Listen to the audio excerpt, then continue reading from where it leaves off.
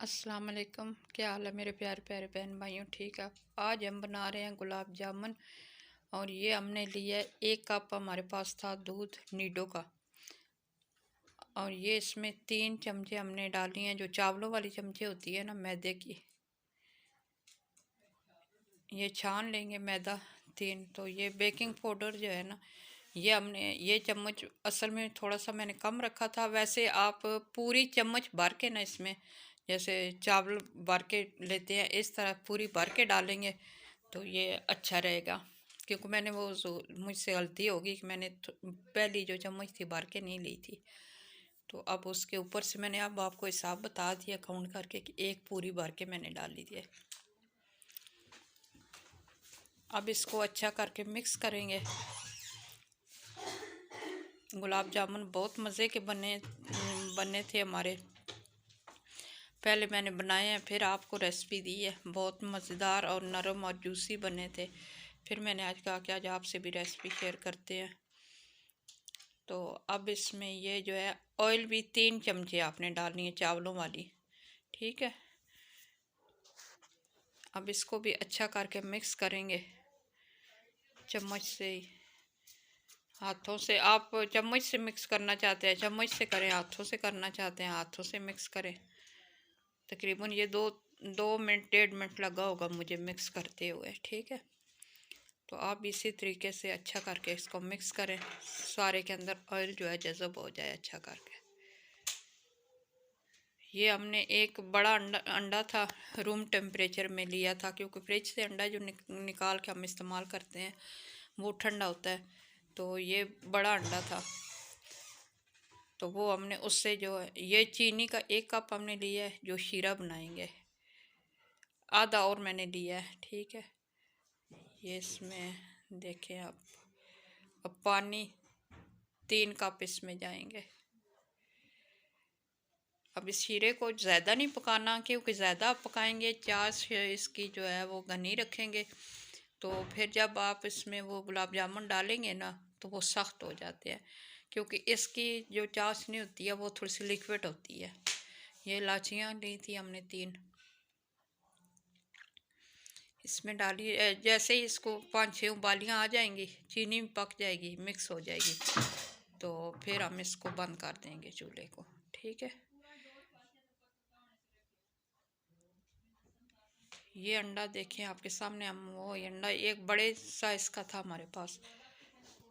तो अगर आपको अंडा लगता है कि कम है तो आप 1.5 अंडा भी कर सकते हैं, क्योंकि ये जब गूंदेंगे मटेरियल आपका इतना ये नरम होना चाहिए जितनी हम तकरीबन रसमलाई का मैंने आपको बताया था ना, इस तरह नॉर्मल आटा जितना होता है गूंदते हम लोग रोटी के लिए, इतना भी आप रख सकते हैं। क्योंकि बहुत ज़्यादा नरम आप लोगों ने ये देखें, थोड़ा सा हमारा बच गया इसमें से, एक्स्ट्रा था। तो जितना नॉर्मल आटा होता है ना, एक तो बहुत नरम होता है ना, तो नॉर्मल कई बंदे थोड़ा सा सख्त करके उसकी रोटी बनाते हैं, उससे बनाएं आप ये। तो ये बहुत मज़े के और फूले फूले बनेंगे।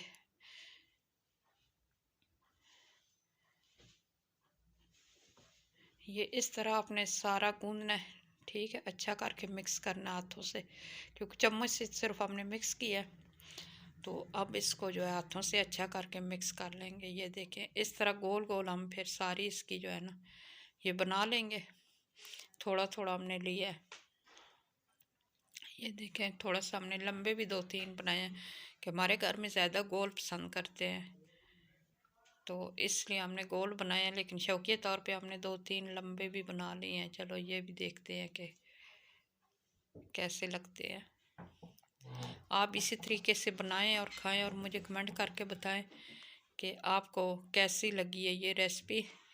और आप सबका शुक्रिया बहुत बहुत कि आप बहुत अच्छे अच्छे तरीके बता रहे हैं और अच्छी अच्छी एडवाइस दे रहे हैं हमें। अल्लाह ताला आप सबको ढेर सारी सेहत तंदुरुस्ती दे। ये इसी तरह आपने सारे जितने हैं ना गोल करने हैं। ठीक है। आपकी अपनी मर्ज़ी है कि घर में छोटे बच्चे होते हैं, आप छोटा भी रख सकते हो, बड़ा भी कर सकते हो, वो आपकी अपनी मर्ज़ी है। जितना आप रखना चाहें इतने रख सकते हैं। ठीक है। ये पीस हमारे बने 1 कप में।